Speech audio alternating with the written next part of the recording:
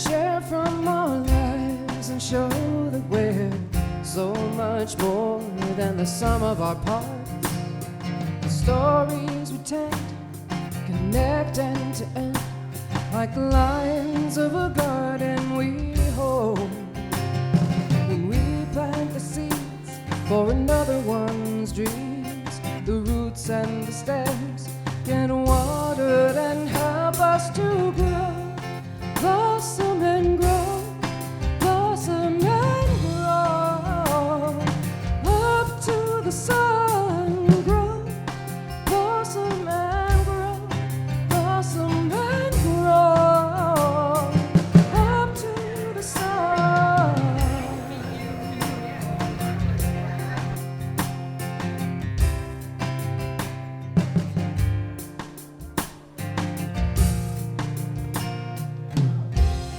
The courage to speak, the wisdom to hear,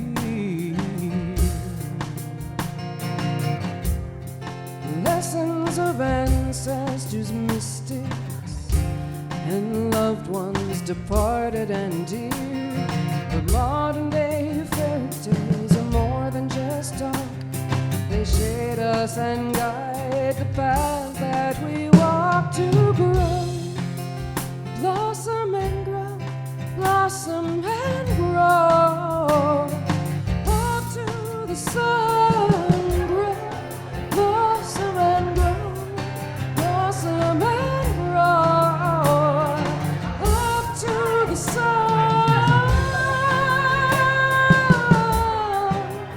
Ooh.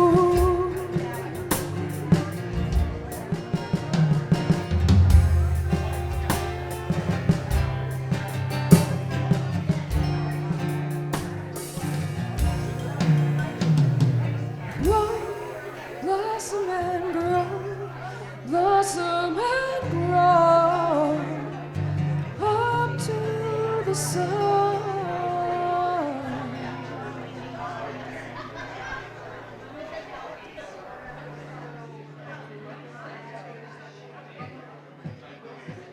Good morning, everybody. How are we today?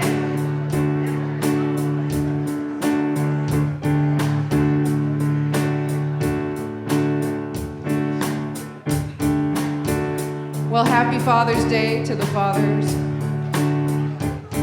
I am looking out into this audience today, and I am seeing so many of my fathers, grandfathers, and uncles. Welcome, spiritual family. My name is Heather. I'm the music director here at the Sonoran Desert Center for Spiritual Living, and I have one heck of a father right here, Stephen Amatucci on the drums.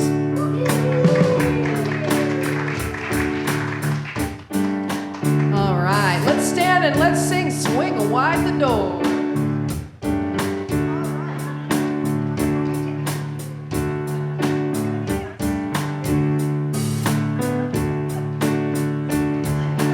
Here we go. Swing wide the doors, the time is right. Swing wide the doors to let in the light. Bring in the dawn for humankind. Swing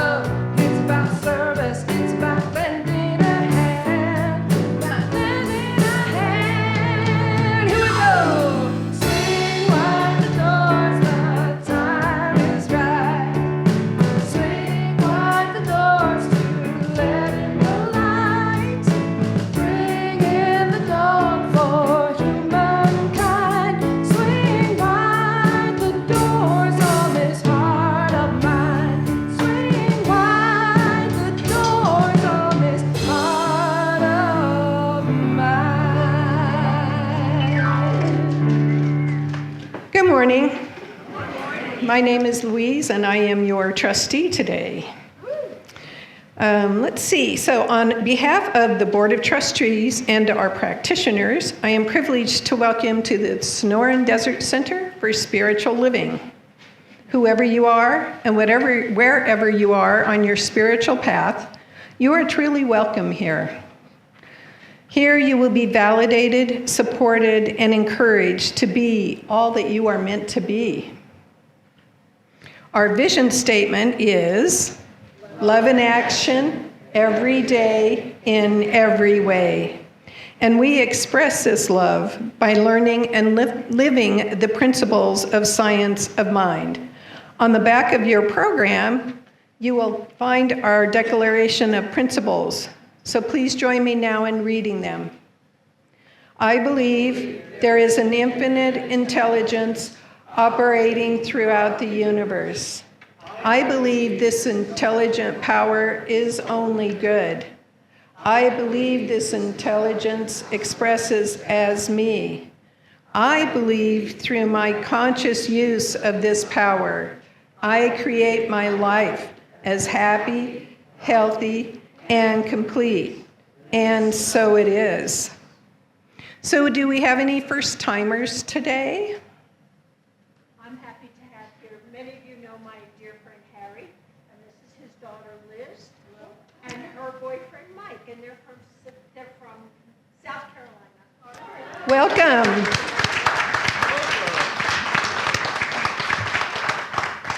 We invite you to stay afterwards and have some food and just get a chance to know us a little better. And we want to know you a little better. That sounded a little sinister. We would like to thank you all for the people that make this Sunday celebration possible, and that is you who are sitting in the seats. If you weren't here, it would not be the same. And thank you to the ones who make sure everything is set up in place for this gathering. Now, please direct your attention to the announcements that are on your bulletin or in your bulletin.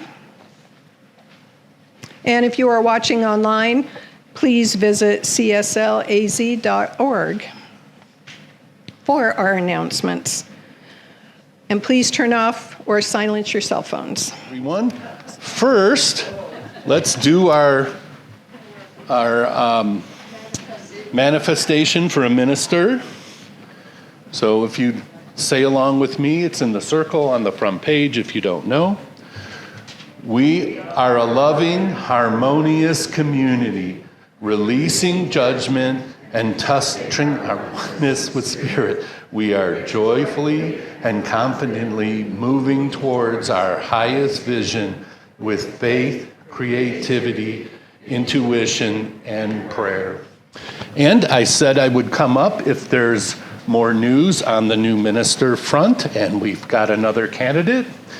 She's been out of town, came back yesterday, and we're going to be meeting and it's discussing her as a possible someone to bring in. So keeping you informed, and that's it. Thank you.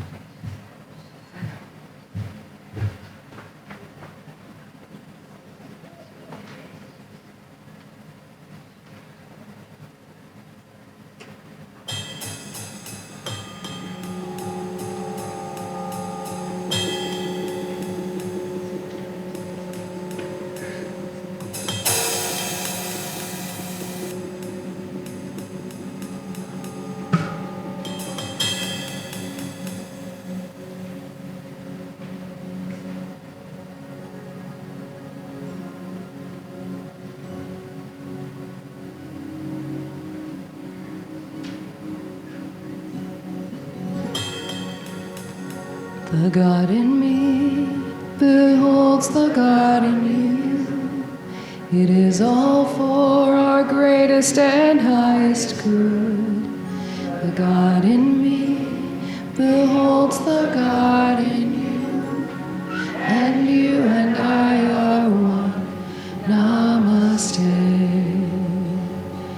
The God in me beholds the God in you.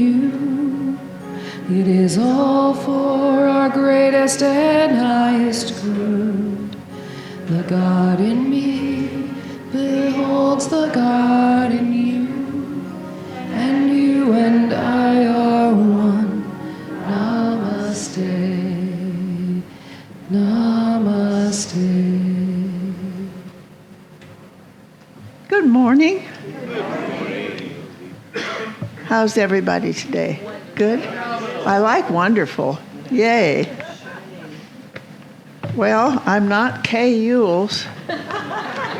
My name is Rosie Cline, and I'm your practitioner today. Last minute, so bear with me. First, let me light our candle.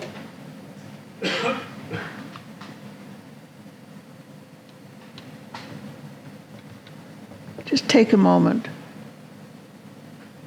and realize that we are the light that shines forth, that we are God's eyes in this world. So let us be the light that we represent.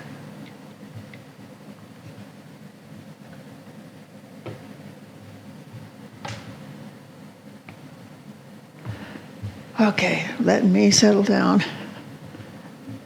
And all of us take a breath as we do our invocation. I know there is one divine intelligence, one presence that lives and moves and has its being in each one of us. We are one with it. This presence is so vast, it is nameless. It is beyond our human ability to experience it. It is more love, more peace, more joy than we can imagine.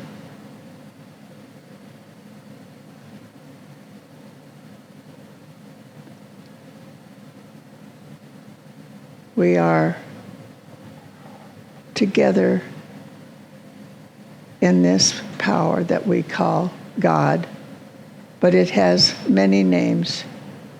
In fact, it is nameless. We are so grateful to have the opportunity to come together today in love, in that joyful music, that joyful presence that we experience every Sunday.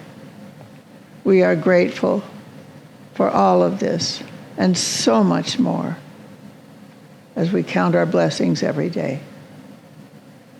And so it is. All right. I've chosen something from Science of Mind magazine.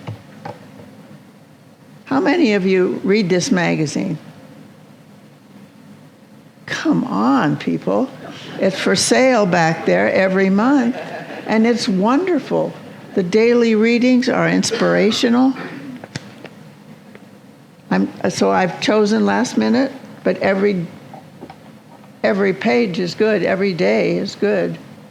This one is called Love and Patience, Hand in Hand. So at the top of the page, the quote from Maya Angelou says, Seek patience and passion in equal amounts. Patience alone will not build the temple. Passion alone will destroy its walls. And from Ernest Holmes, from the big book, Science of Mind, page 58. We should work, not with anxiety, but with expectancy, not by coercion, but with conviction, not through compulsion, but in a state of conscious recognition and receptivity. We do not have to drive or push, but we must accept and believe. Okay, and the page tells us, I have come to believe that patience is one of love's deepest teachers. True patience is not passive waiting. True patience is an active trust in the unfolding of life and Spirit's timing. When we're caught in urgency or frustration, it's easy to react as though answers or outcomes should appear instantly. But love reminds us that life unfolds in its own sacred rhythm, a divine cadence that cannot be hurried or forced. Patience asks us to slow down, breathe, and honor where we are right now. Patience invites us to be present with what is, even when the pace feels slow or uncertain. Today, notice each time you feel hurried, unsettled, or restless. Instead of pushing through those feelings, take a moment to pause. Bring your awareness to your breath and gently invite love into your inner landscape. Love replaces urgency with calm reverence, reminding us that every moment holds meaning. Patience and love walk hand in hand. Love brings peace, and patience allows that peace to deepen into wisdom. In the silence of waiting, we learn to listen for Spirit's gentle whisper, trusting that what is meant for us will come in its due time. In the stillness, we become aware that spiritual growth isn't measured by speed, but by depth. The silence invites us to embody a deeper faith that everything is happening in its right time. Through this sacred surrender, we discover love isn't rushed. It unfolds like blossoms opening at dawn. And the statement at the very bottom of the page says, I am patient. Love's timing unfolds perfectly in my life. And so it is. So now I'll take the candle and hold our high watch. Some of you may be asking, why did Heather take her shoes off? It's so that we look reasonably the same height on camera. That's a pro.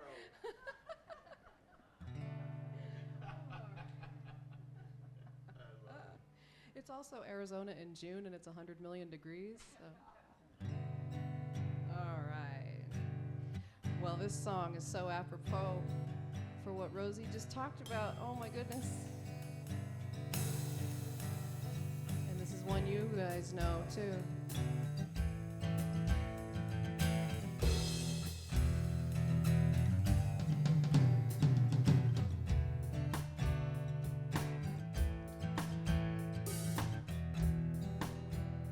Looking forward, looking back, keeps your heart and mind in lack. A single-minded vision sets the heart free. Busy hands, a busy mind. You don't think you've got the time, but you'll find that if you close your eyes and breathe,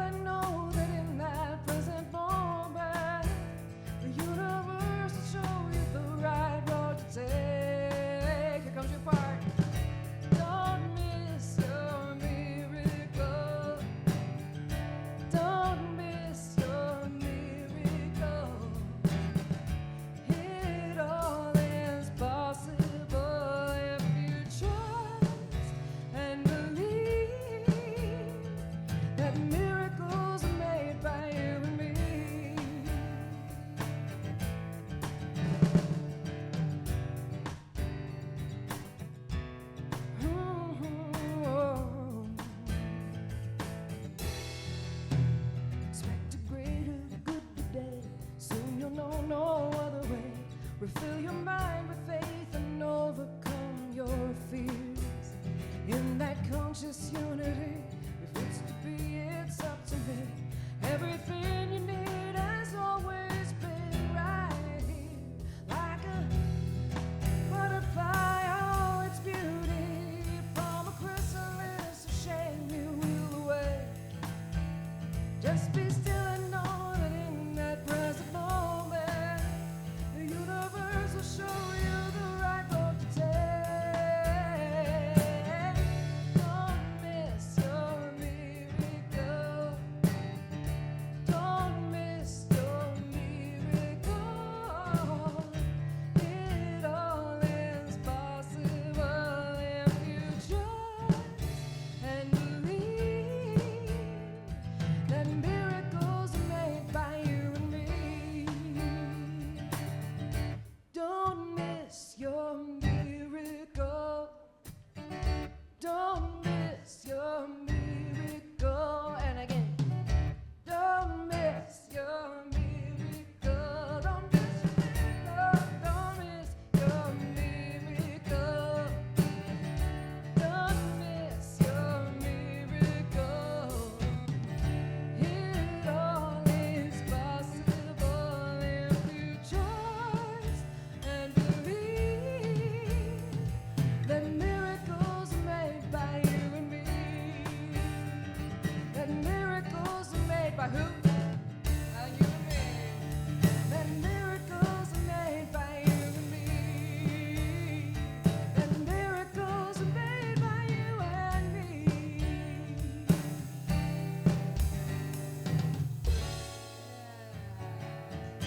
Nice, everybody. Thank you. Namaste.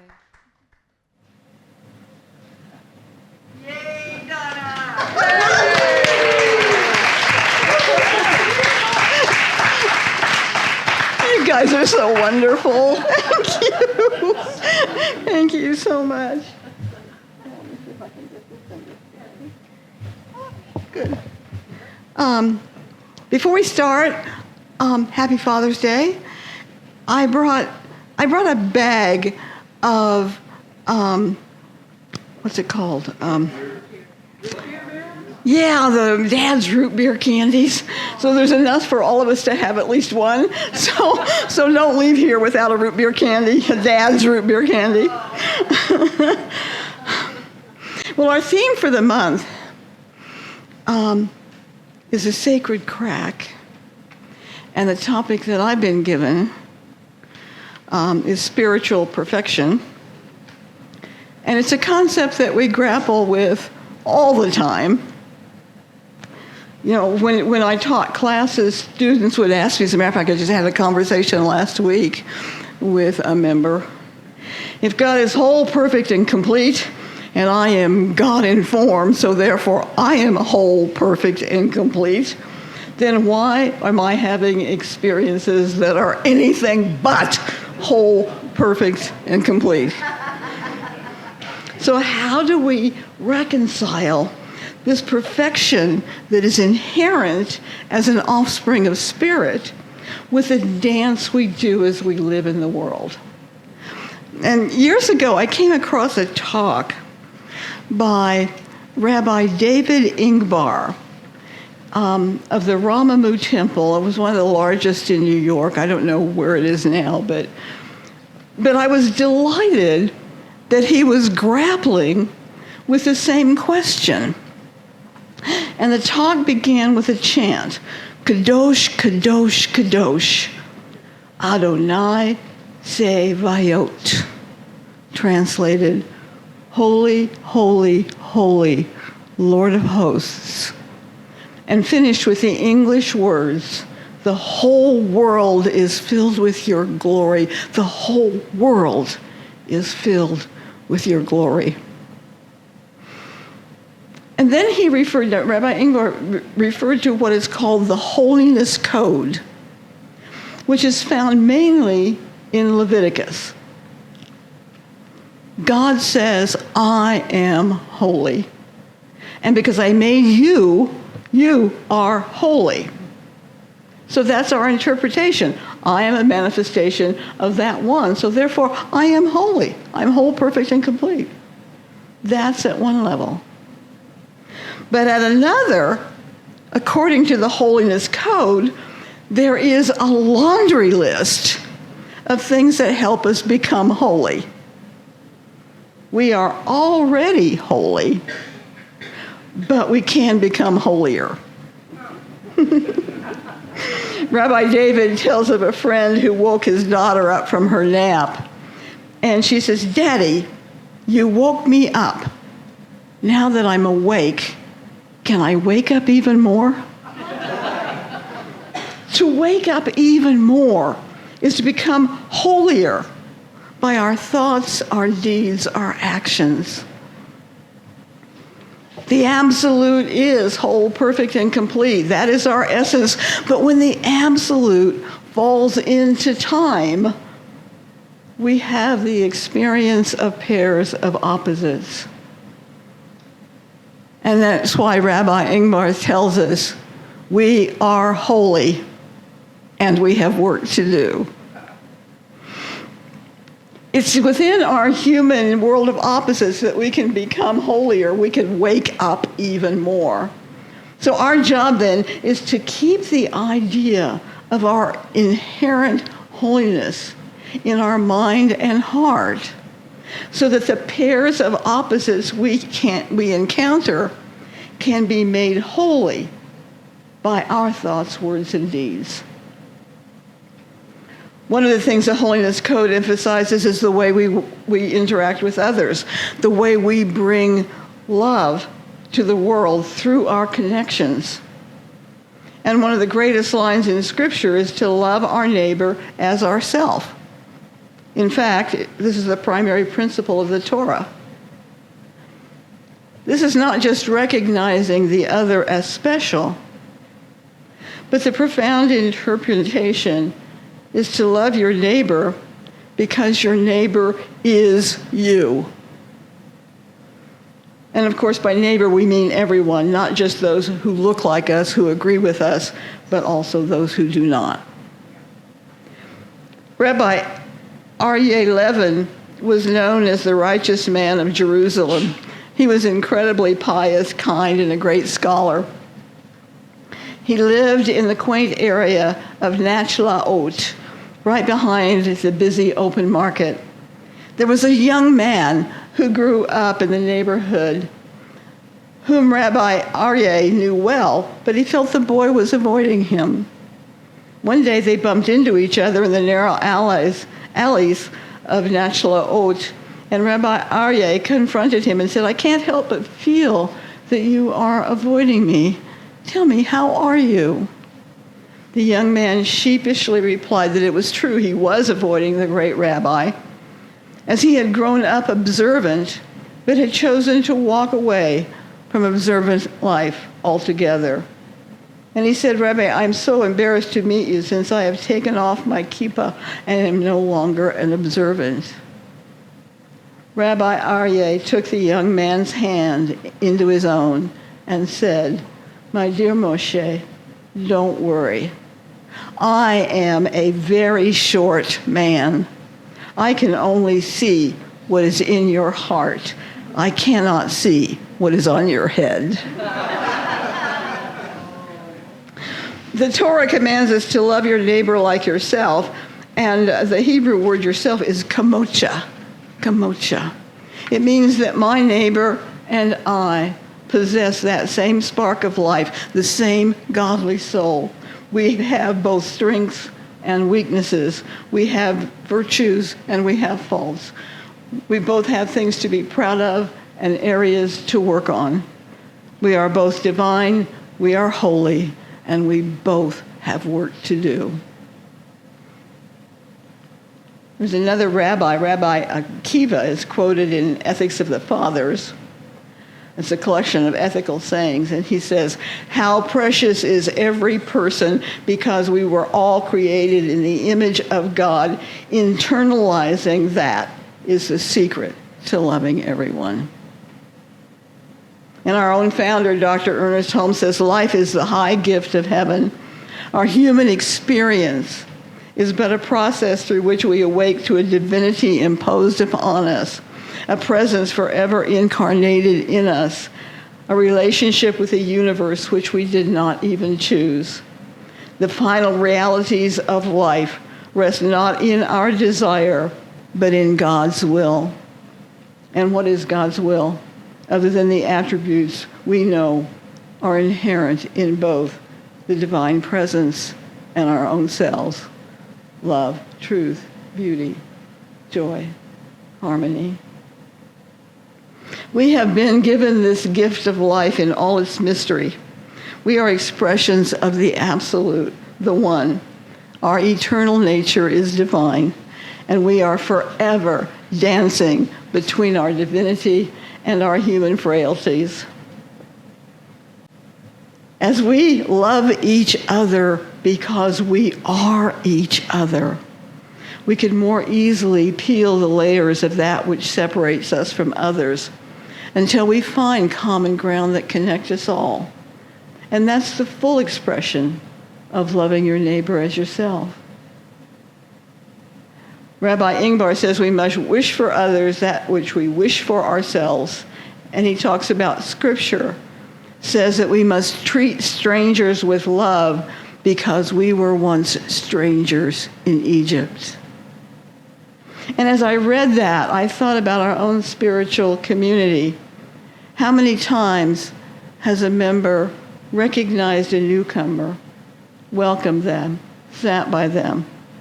Perhaps when we came for the first time, someone welcomed us, and we were no longer a stranger. And that's how we wake up to our true essence. One of the most important teachings of the Kabbalah says that whatever happens anywhere in the universe reverberates throughout the totality of creation. Thus, our lives are affected by what is happening everywhere.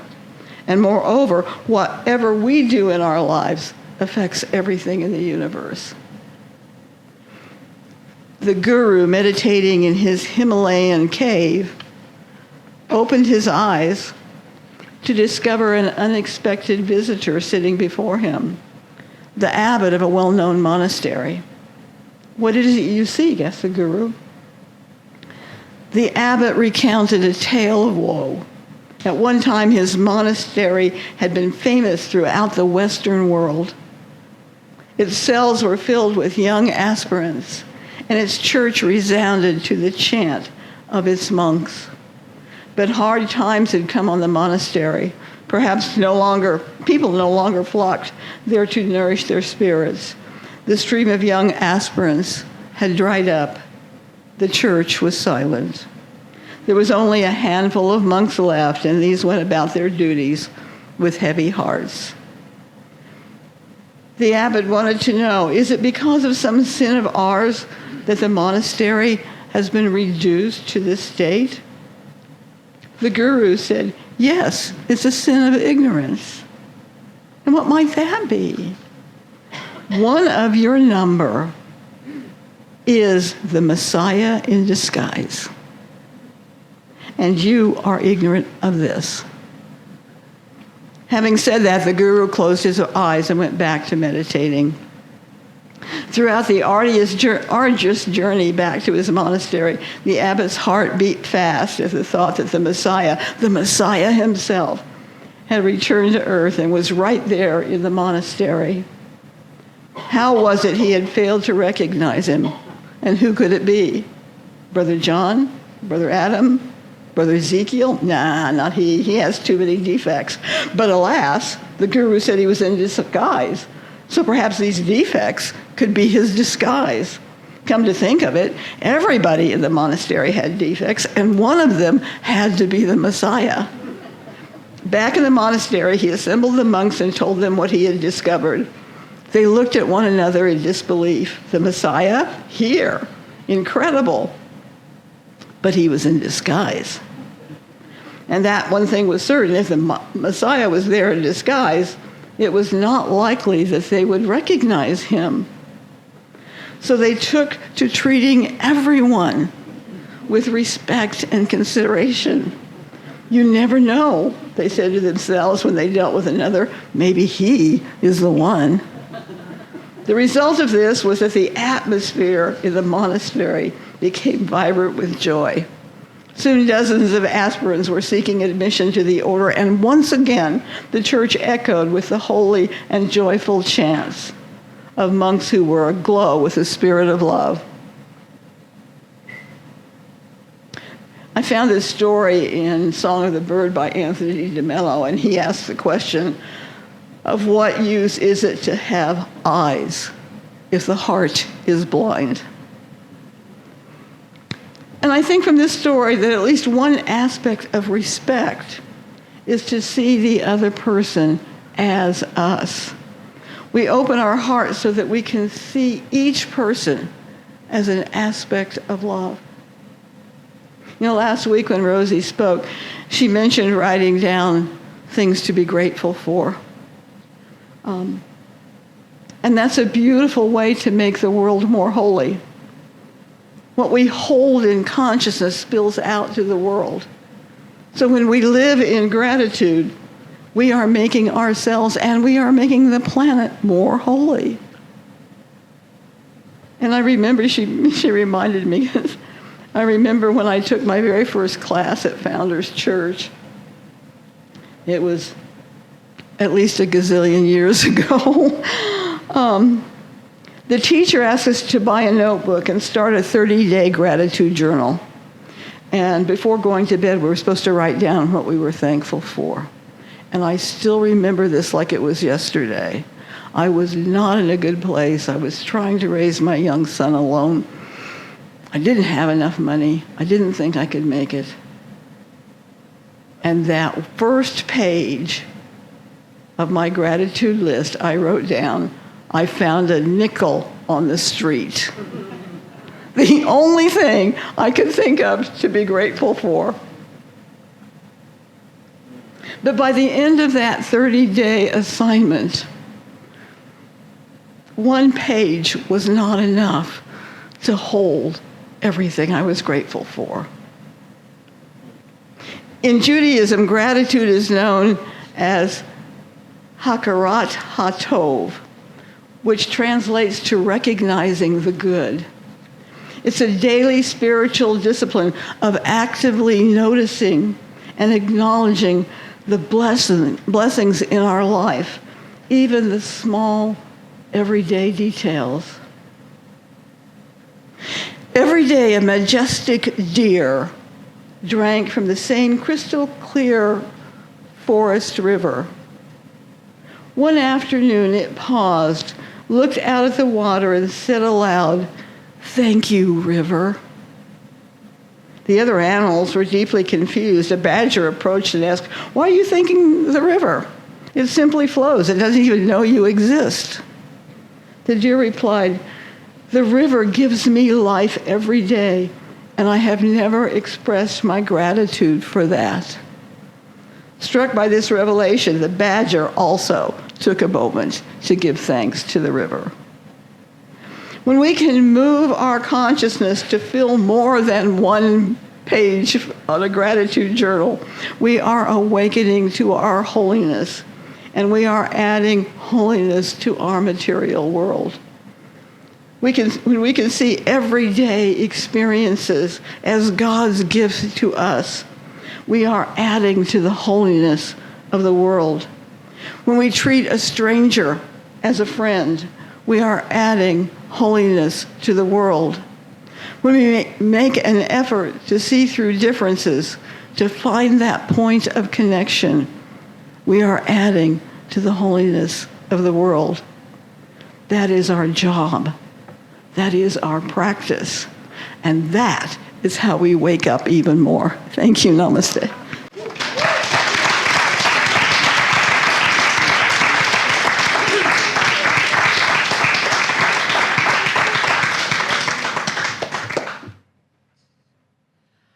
All right, if you would like to stand and sing, you are welcome to do so for this little light of mine.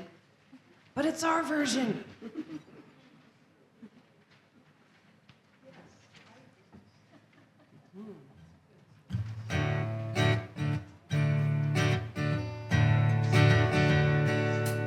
This little light of mine, I'm gonna let it shine. This little light of mine, I'm gonna let it shine. All around the world, I'm gonna let it shine. Let it shine, let it shine, let it shine. Everywhere I go, I'm gonna let it shine. Let my spirit show. I'm gonna let it shine. In my heart I know I'm gonna let it shine. Let it shine, let it shine, let it shine. Feel that truth inside. I'm gonna let it shine. When I let my fears subside, I'm gonna let it shine. When I stand in love and pride, I'm gonna let it shine. Let it shine, let it shine, let it shine. And when the path feels dark, I carry holy sparks. When the path feels dark, I carry holy sparks.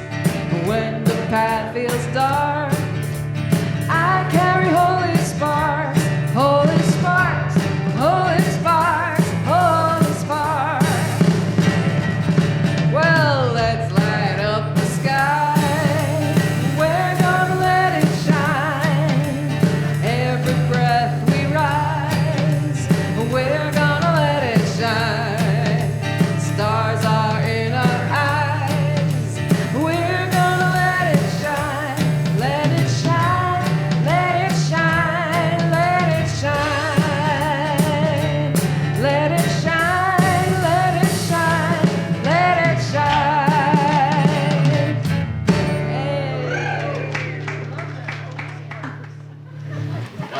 I like our version. Thank you, Heather and Stephen. Thank you so much.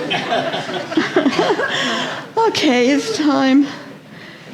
It's time for our offering, a chance to put that law of divine circulation in process.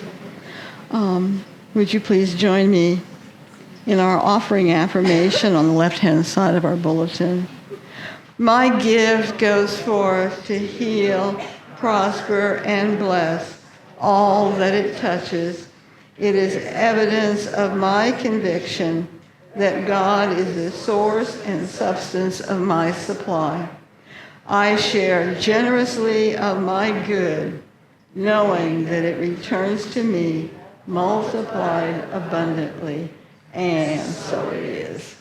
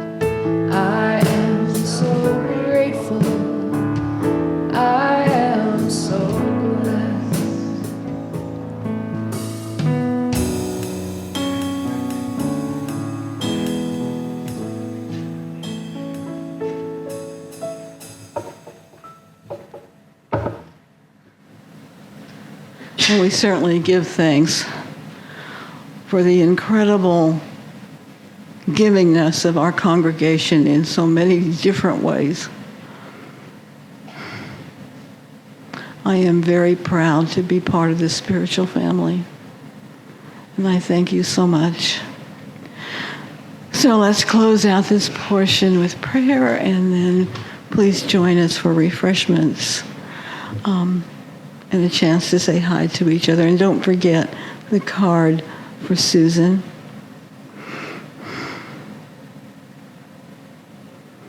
I know there is one divine presence. This presence and power is whole, perfect, and complete. And made in that image, we are each that divine essence. So as we go about this day, this week, we stay close to that essence. And we know that in this world of opposites, our job is to repair the world. Our job is to bring holiness to the world through our thoughts, words, actions, and deeds. I know that we are doing this right now. I know that we are finding ways to do this even deeper. And I know that it comes back to us just blessed beyond measure. And I release these words to divine mind as it does its perfect work as we say together, and so it is. Thank you so much. May we stand and sing Stand. Circle up.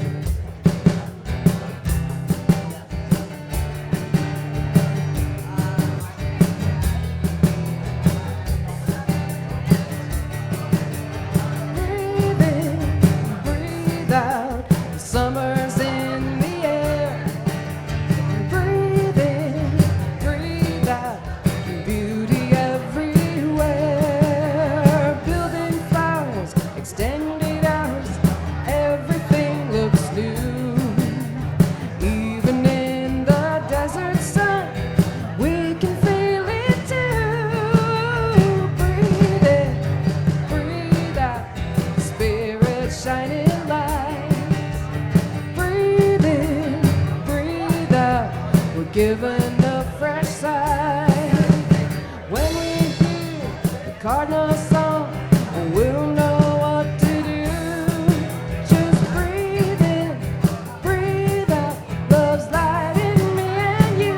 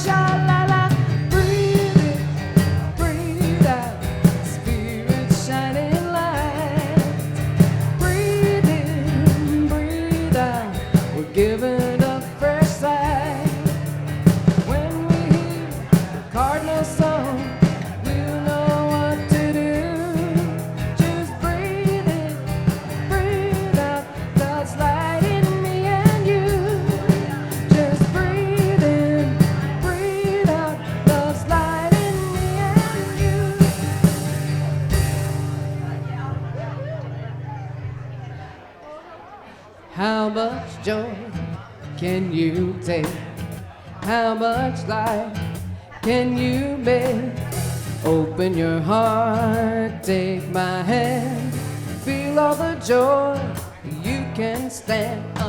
All the joy you can stand. All the joy you can stand. Open your heart, take my hand. Feel all the joy you can stand. How much joy can you give? How much love can you live? Open your heart, take my hand. Feel all the joy you can stand. Woo!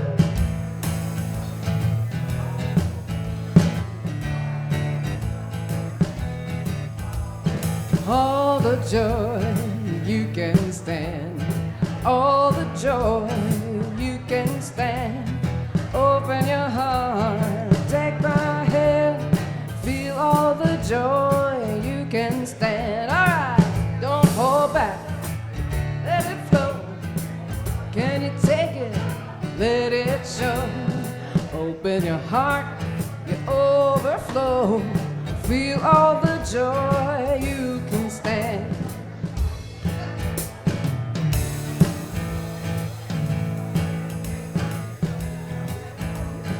How much joy can we share? How much love is everywhere? Shout it out across the land. Feel all the joy we can stand. All the joy you can stand. All the joy you can stand. Open your heart, take my hand.